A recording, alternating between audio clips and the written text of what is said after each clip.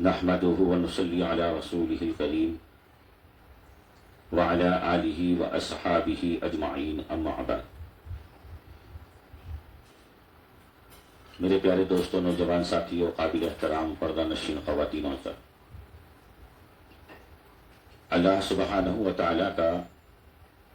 اپنے بندوں کے ساتھ، اہل ایمان بندوں کے ساتھ ایک خاص تعلق ہوتا ہے، خاص رشتہ. وہ رشتہ کہلاتا ہے رشتہ رحمت مغفرت، کہ اللہ سبحانہ و تعالیٰ کو یہ بات بالکل پسند نہیں آتی کہ اس کا اہل ایمان بندہ اس سے ذرا سی خطا غلطی ہوئی تو وہ میدان حشر کی ذلت اور رسوائی میں مبتلا ہو جائے. اس لیے اللہ سبحانہ و تعالیٰ کو یہ بات بندوں کی پسند نہیں آتی. اسی لیے اللہ نے اپنے رشتہ رحمت سے اپنے بندوں کے لیے بڑی آسانی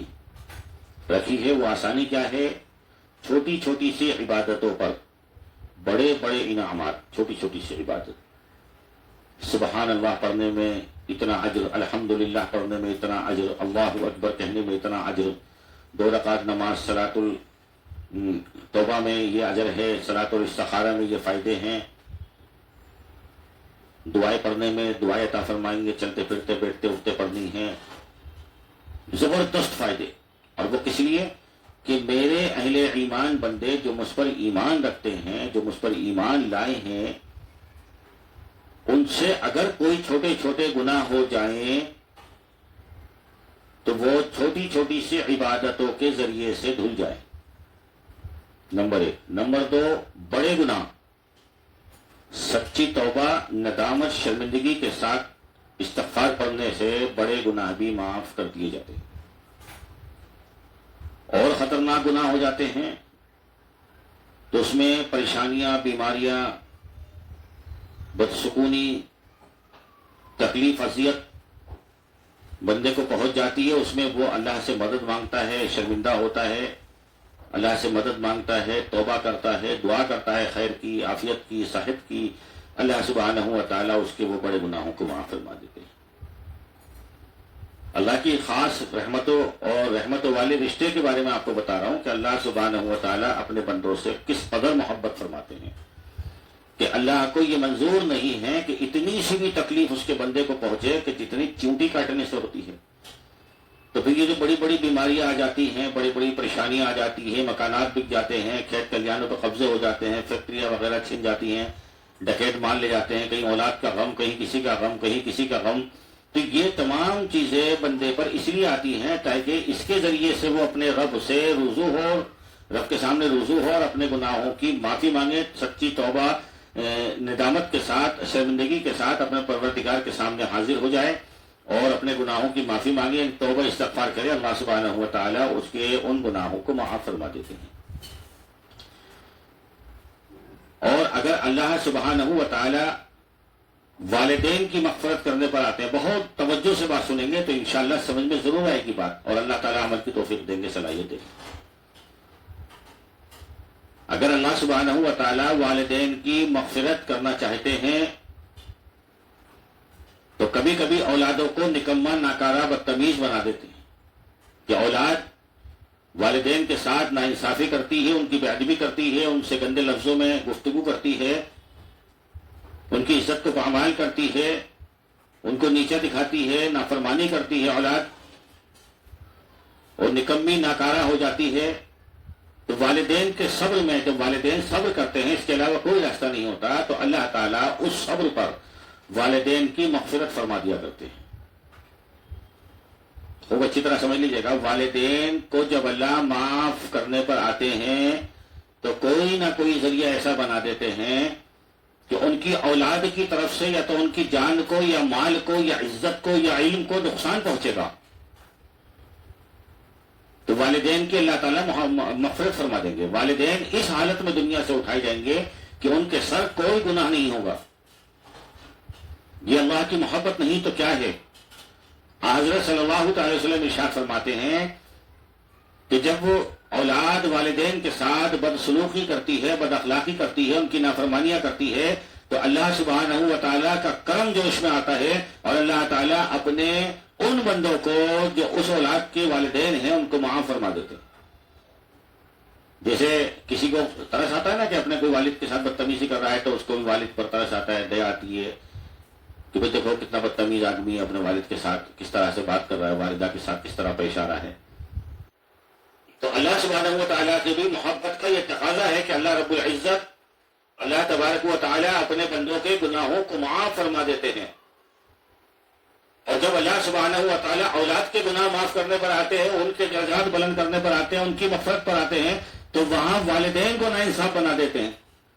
کہ والدین ناانصافی کرتے ہیں، اس پر اولاد صبر کرتی ہے۔ والدین کی ناانصافی پر، حق تلفی پر اولاد صبر کرے گی تو اللہ سبحانہ و تعالیٰ اولاد کی مغفرت فرما دیں گے۔ اللہ کے انعامات دیکھیے، اللہ کی کریمی اور رحیمی کا اندازہ کیجیے گا کہ جہاں والدین کی مغفرت فرمائی اولاد کی بدتمیزی پر، اور وہاں اولاد کی مغفرت فرمائی والدین کے نافرمان ہونے پر، وہ والدین کے ناانصاف ہونے پر، کہ ایک بیٹے کے ساتھ کوئی سلوک ہے، دوسرے بیٹے کے ساتھ کوئی سلوک ہے، والدین بدتمیزی کر رہے ہیں، اولاد صحیح ہے، نیک ہے، محنتی ہے،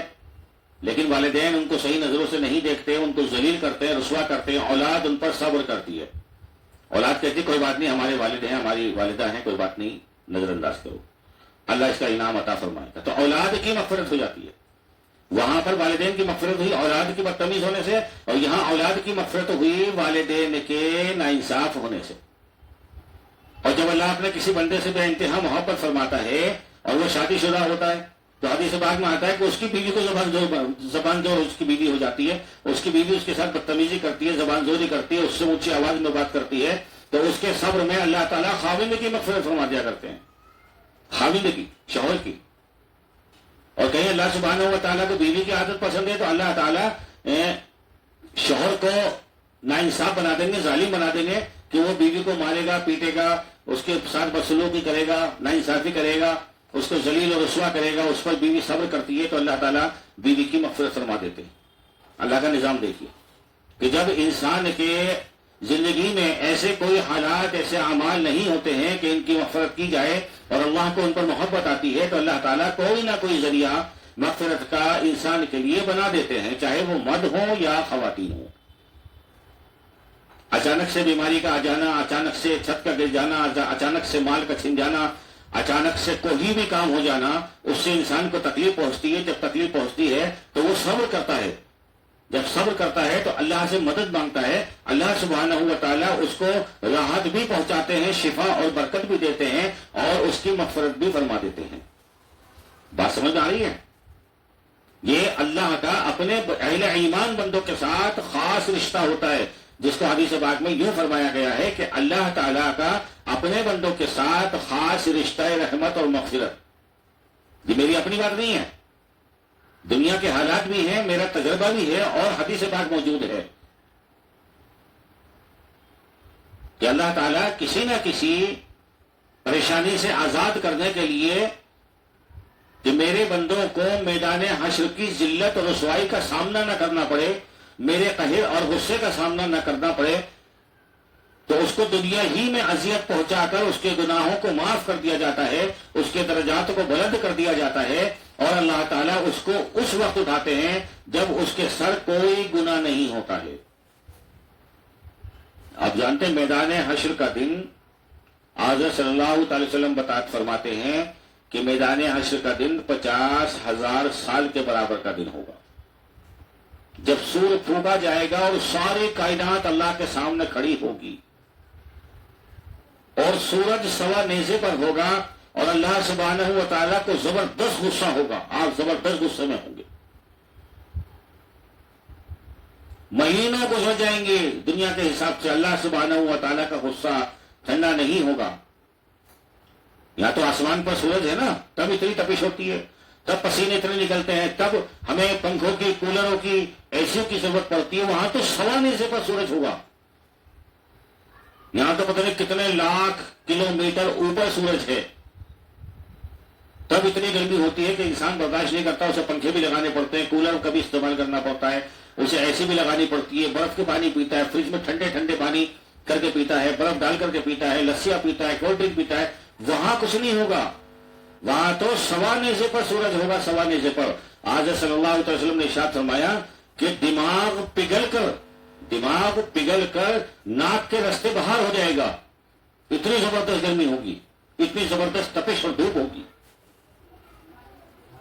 اور لوگوں کو ایسے پسینے آئیں گے۔ آج صلی اللہ علیہ وسلم ارشاد فرماتے ہیں کہ میدان حشر میں پسینوں کی ندیاں بہ رہی ہوں گی، ندیاں پسینوں کی، لوگوں کے پسینوں کی ندیاں بہ رہی ہوں گی، اتنی تپش اور گرمی ہوگی۔ کیسا وقت ہوگا، کیسا ہولناک دن ہوگا۔ اللہ سبحانہ و تعالیٰ زبردست غصے میں ہوں گے،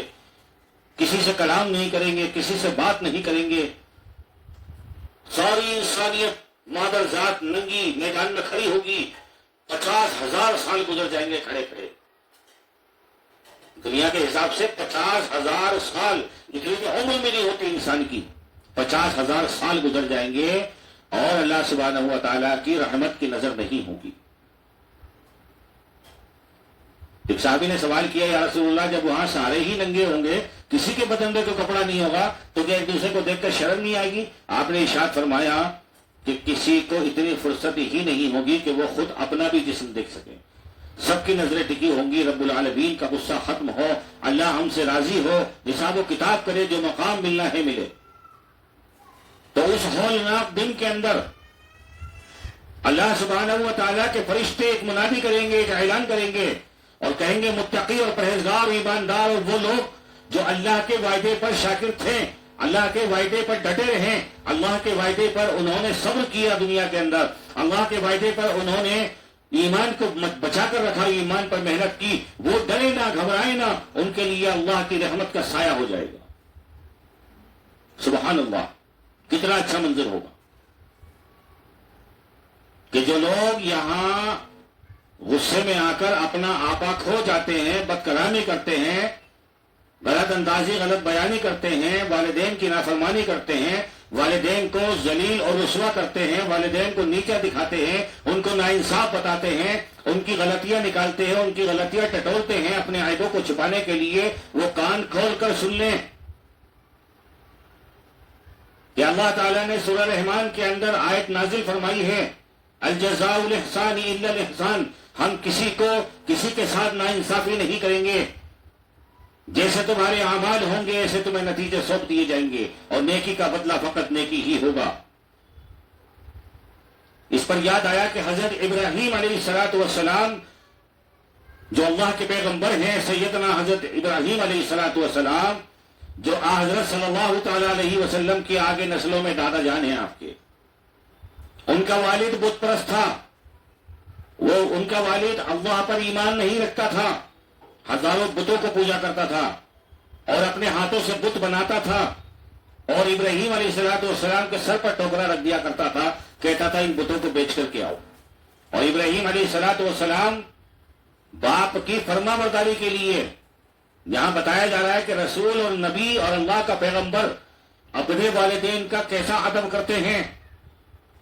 جتنے جاہل اولادیں ہیں کان کھول کر سنیں کہ حضرت ابراہیم علیہ السلام باپ کی اتباع میں، باپ کو راضی رکھنے کے لیے، کیونکہ باپ جنت کے دروازوں میں سے ایک دروازہ ہے۔ حضرت صلی اللہ علیہ وسلم نے ارشاد فرمایا کہ تمہارا باپ تمہارے دروازوں میں سے ایک دروازہ ہے، اگر وہ ناراض مر گیا، ناراض رہا تم سے، تو تم جنت میں داخل نہیں ہو پاؤ گے۔ تمہاری والدہ کے قدموں کے نیچے جنت ہے، اگر تم نے اس کو راضی نہ کیا، اس کی بے ادبی کی، تو تم جنت کی خوشبو تک سے محروم کیے جاؤ گے، تم جنت کے راستوں پر بھی نہیں بھٹک سکتے، جنت تو بہت دور کی بات ہے۔ حضرت ابراہیم علیہ السلام باپ کی اتباع میں ٹوکرا لے کر چلے جاتے ہیں اور لوگوں سے کہتے ہیں، لوگ کہتے ہیں یہ بت کس کام میں آئیں گے؟ آپ فرماتے ہیں یہ کسی کام میں نہیں آ سکتے جن کو ہم نے خود اپنے ہاتھوں سے بنایا ہے، بھلا وہ کس کے کیا کام آئیں گے؟ تو لوگ لینے سے انکار کر دیا کرتے تھے، ہم ایسے بت کا کریں گے کیا کہ جو ہمارے کام نہ آ سکے، جس کو ہم نے خود بنایا ہو یا اپنے سر پر اٹھا کر چلتے ہوں، اس میں چلنے کی بھی صلاحیت نہ ہو۔ تو لوگ آ کر کے حضرت ابراہیم علیہ السلام کے باپ سے شکایت کرتے تھے کہ ابراہیم کا مال بکے گا کیسے؟ ابراہیم تو اس طرح سے کہتا ہے اور ہمارے بتوں کی توہین کرتا ہے، ہمارے بتوں کے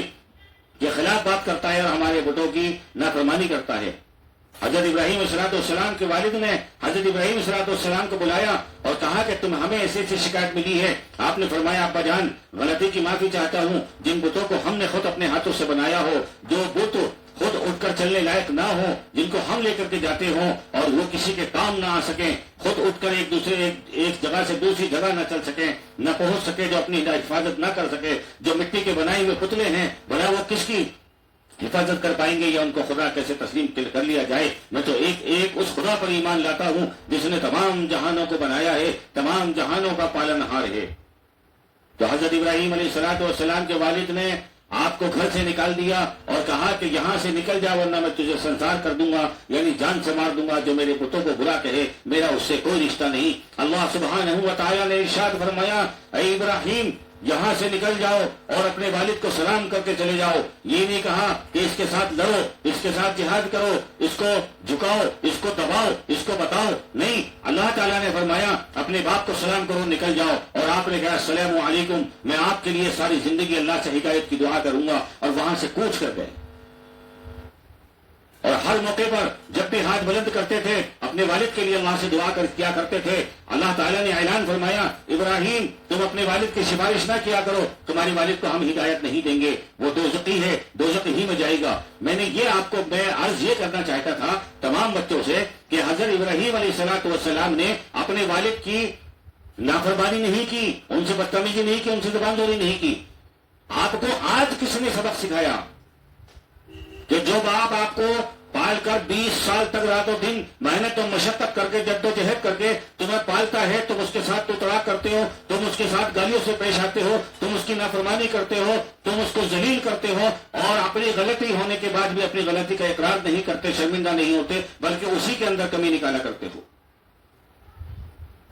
تمہیں کس نے اختیار دیا کہ جس والدہ نے تمہیں 9 مہینے اپنے کوکھ میں رکھا, کہ ہزاروں تکلیفوں کو برداشت کیا, راتوں کی چین, راتوں کی نیند گئی, دن کا چین گیا, ایک ایک درد کے بدلے اللہ کی قسم, اللہ کے نبی حضرت محمد مصطفیٰ صلی اللہ تعالی وسلم فرماتے ہیں کہ جب پیدائش کے وقت ماں کو درد ہوتا ہے, اگر ساری دنیا ایک درد کے عوض میں دے دی جائے تو اس کو سکون نہیں مل سکتا. اندازہ کرو کیسے کیسے دردوں کے ساتھ وہ تمہیں پیدا کرتی ہے اور اپنے کوکھ کے اندر 9 مہینے رکھتی ہے. میرا کہنا یہ ہے اپنے کوکھ کے اندر ایک بال رکھ کر دیکھو, ایک ذرا سی چیز رکھ کر دیکھو, اگر آپریشن کرنے پر مجبور نہ ہو جاؤ تو بات ہے.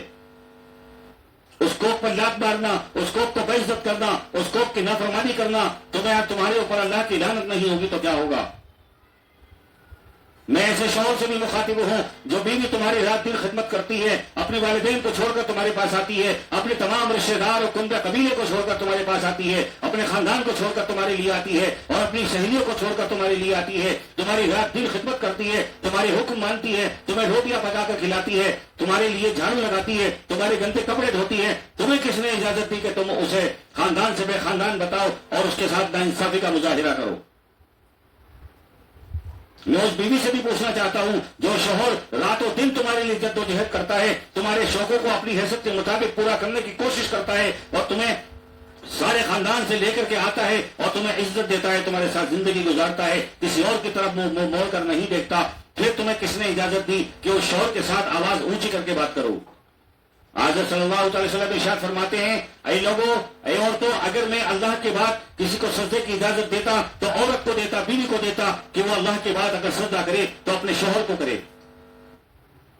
حدیث پاک سب کے لیے برابر ہے, کسی کے لیے ناانصافی نہیں ہے. اگر اولاد نافرمان ہوتی ہے تو والدین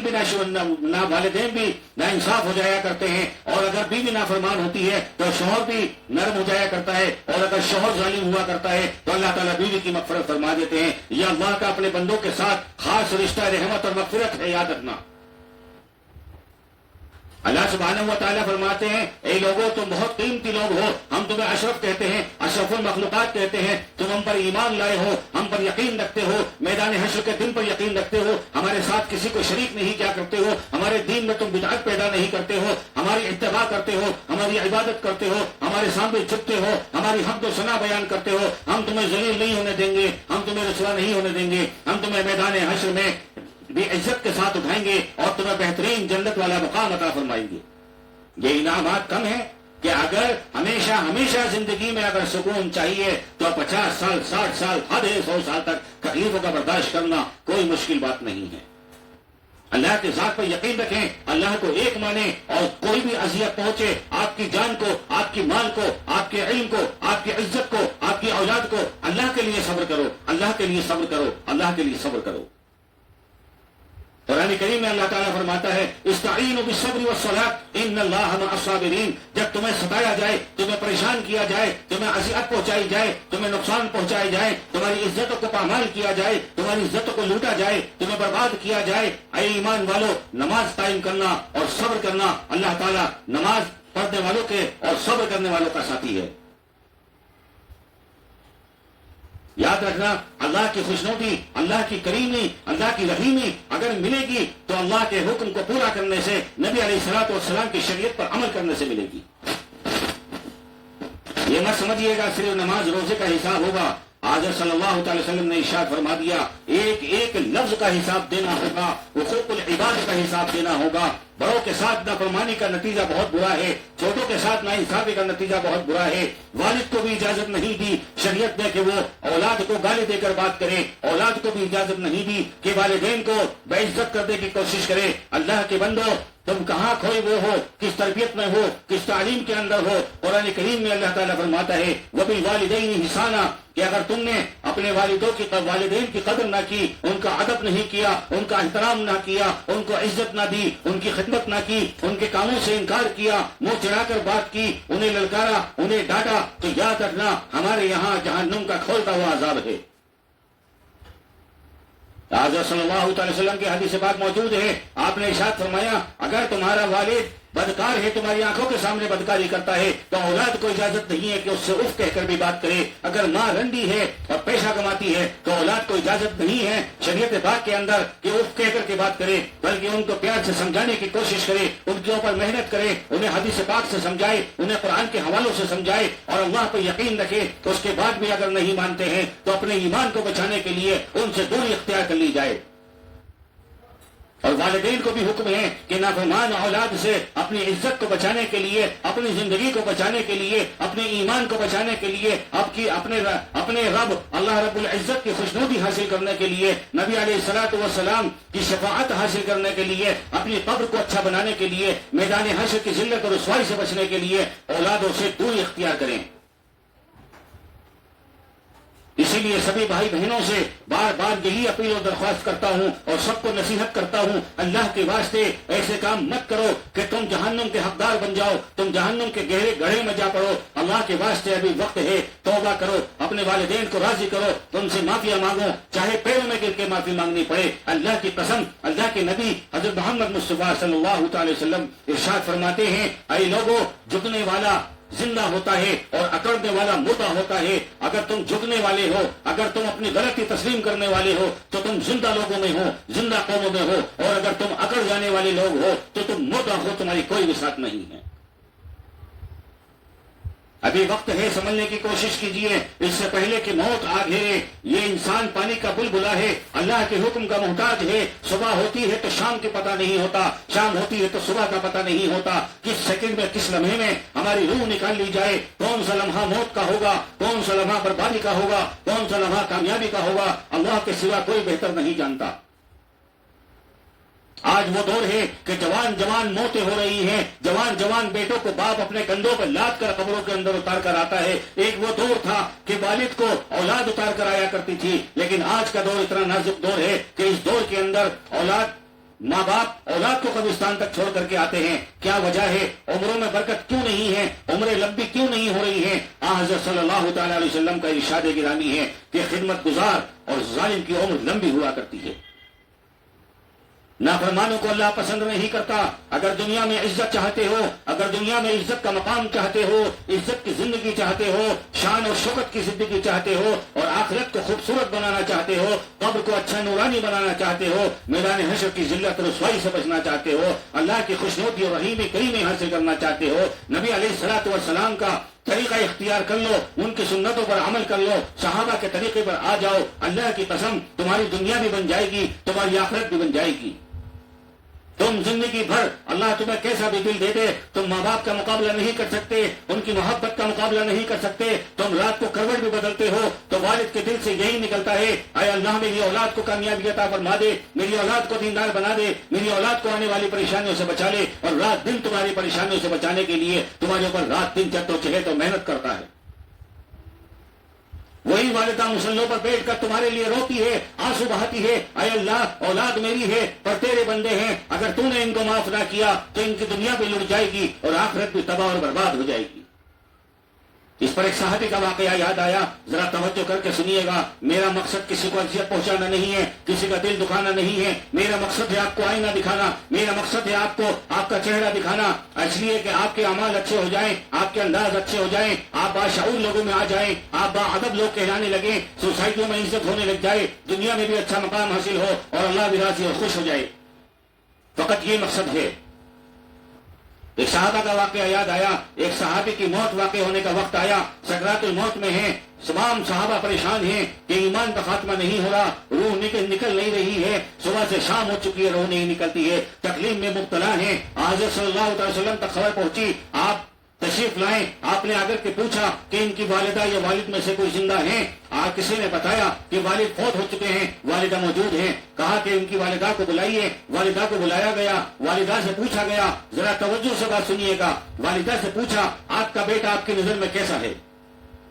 کان کھول کر سن لیجیے، یہ ایک صحابی کے لیے، اس شخص کے لیے جن کے لیے اللہ فرماتا ہے رضی اللہ عنہ ورضوا عنہ، یہ ہم سے راضی ہو چکے ہیں، ہم ان سے راضی ہو چکے ہیں۔ صحابی کا مقام کیا ہوتا ہے، صحابی کا رتبہ کیا ہوتا ہے، آپ اچھی طرح سمجھتے ہیں، اور اگر نہیں سمجھتے ہیں تو آپ سے بڑا بے وقوف کوئی نہیں ہے۔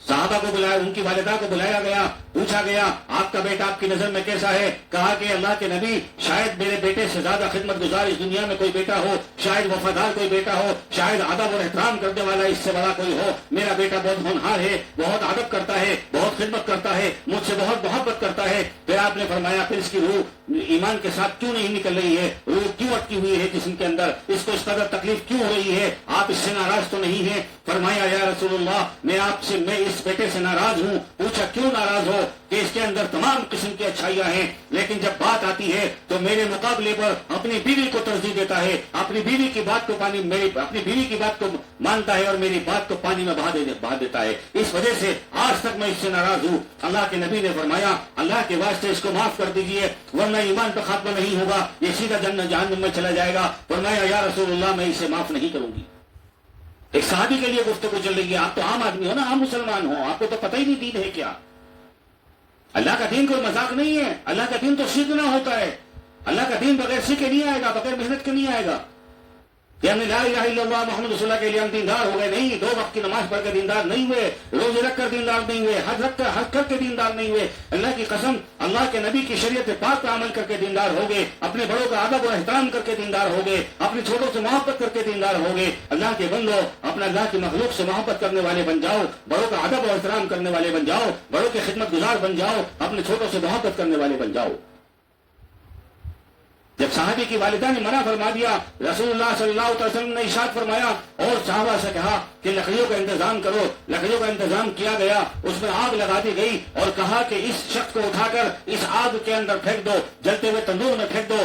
ماں کی چیخ نکلتی ہے اور ماں کہتی ہے یا رسول اللہ، آپ اس کی ماں کے سامنے اس کی اولاد کو زندہ کیسے جلا سکتے ہیں؟ حضرت صلی اللہ علیہ وسلم نے ارشاد فرمایا اگر میں نے آج اس کو اس آگ میں نہیں جلایا تو اللہ کے یہاں کی آگ بڑی خطرناک ہے، اس کے مقابلے میں یہ کوئی بھی آگ نہیں ہے، اگر تم نے اسے معاف نہیں کیا تو یہ جہنم میں چلا جائے گا۔ تبھی ماں تڑپ کر کہتی ہے یا رسول اللہ، آپ گواہ رہنا، میں اللہ کو حاضر و ناظر مان کر اپنی اولاد کو معاف کرتی ہوں، اپنے بیٹے کو معاف کرتی ہوں، اس کی طرف سے کراہیت نہیں رکھتی۔ اتنا کہنا تھا، اس ماں کی زبان سے یہ لفظ ادا ہوئے اور صحابی نے زور سے کلمہ پڑھا اور روح نکل گئی۔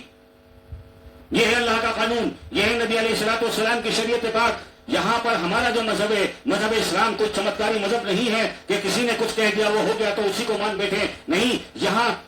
عام مسلمان ہو، پڑھا لکھا مسلمان ہو، عالم ہو، مفتی ہو، قاری ہو، حافظ ہو، امام ہو، مدرس ہو، کوئی بھی مقام رکھتا ہو، جب تک نبی علیہ الصلوۃ والسلام کی شریعت پر عمل نہ کر لے، اللہ کے حکم کو نہ پہچان لے، اللہ کے حکم کی تابع داری نہ کرے، اللہ کی قسم بیڑا پار نہیں ہو سکتا۔ اسی لیے آپ سبھی بہن بھائیوں سے بچیوں سے بچوں سے موت زبانہ درخواست ہے میری، اللہ کے واسطے اپنی زندگی کو اچھا بنانے کے لیے، اپنی زندگی کو کامیاب کرنے کے لیے، ایک اچھی زندگی حاصل کرنے کے لیے، زندگی میں اچھا مقام حاصل کرنے کے لیے، دنیا میں ترقی کرنے کے لیے، عزت دار لوگوں میں کہلانے کے لیے، عزت دار محفلوں میں بیٹھنے کا حق رکھنے کے لیے، اللہ کے لیے اپنے بڑوں کا ادب قائم رکھیں، اپنے چھوٹوں سے محبت کریں اور ساری امت کے لیے جیا کریں، پوری امت مسلمہ کی جان مال عزت آبرو کی ایمان کی حفاظت اللہ تعالیٰ فرما دیں۔ یہ دعا کیا رکھتی ہے؟ بہرحال آپ سبھی حضرات کو معلوم ہے کہ میں کافی عرصے سے بیمار و کمزور ہوں، اللہ سے میرے لیے بھی دعا کیجیے۔ حضرت والا علامہ حضرت مولانا قاری عتیق احمد کا قاسمی نجیب آبادی دعوت برکاتہ معالیہ والد محترم ہیں، میں ہر بیان میں ان کے لیے دعا کی درخواست آپ لوگوں سے کرتا ہوں۔ شاید آپ کی دعائیں ہیں اور اللہ کا کرم ہے، اللہ کا فضل ہے کہ میں بھی بستر سے اٹھا ہوں اور والد محترم بھی ماشاءاللہ کچھ بہتر ہیں۔ اللہ سے ان کی لمبی عمر کی دعا کیجیے، اللہ تعالیٰ ان کی عمر میں برکت عطا فرمائے اور ان کا سایہ ہمارے سروں پر سلامت رکھے، کیونکہ باپ کی دعاؤں سے برکتیں جنتیں حاصل ہوا کرتی ہیں۔ ابھی میں نے آپ کو بتایا تھا کہ باپ جنت کا دروازہ ہوتا ہے، اللہ کی قسم اگر دروازہ ہی بند ہو گیا، دروازہ ہی نہ ملا تو جنت کیسے ملے گی؟ جنت تمہارے اعمال سے نہیں ملے گی، جنت تو اللہ کے حکم سے ملے گی، نبی کے طریقے سے ملے گی، صحابہ کے طریقے سے ملے گی۔ اللہ کی قسم کچھ بھی کر لینا، دنیا کو فتح کر لینا، لیکن اللہ نے اگر ٹھکرا دیا، بڑوں کی لعنت اگر پڑ گئی، بڑوں کی بد دعا اگر زبان سے نکل گئی، اس کی شکار بن گئے، دنیا بھی تباہ اور برباد ہو جائے گی اور آخرت بھی خراب ہو جائے گی۔ جب دنیا والے منظور نہیں کرتے کہ تم ان کے سامنے ان کے والد سے والدہ سے بدتمیزی کرو، تو اللہ اور اللہ کے رسول کیسے برداشت کر سکتے ہیں بتاؤ؟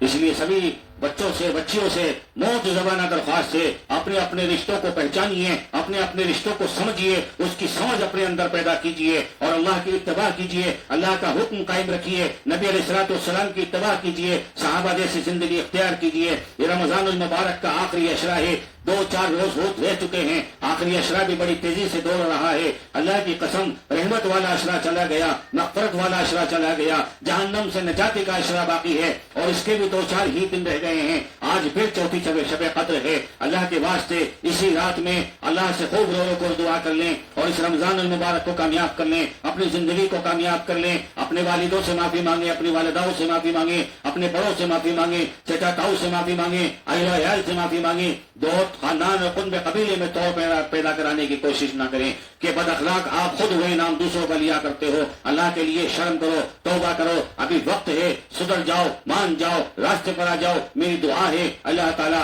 قوم کے تمام بچوں اور بچیوں کو اچھے اخلاق، اچھے معاملات، اچھے انداز عطا فرما دے، ان کو صلاحیت، اچھی صلاحیت اور ان کو توفیق عطا فرما دے، ان کی زندگی بھی بنا دے، ان کی دنیا بھی بنا دے، ان کی آخرت بھی خوبصورت کر دے۔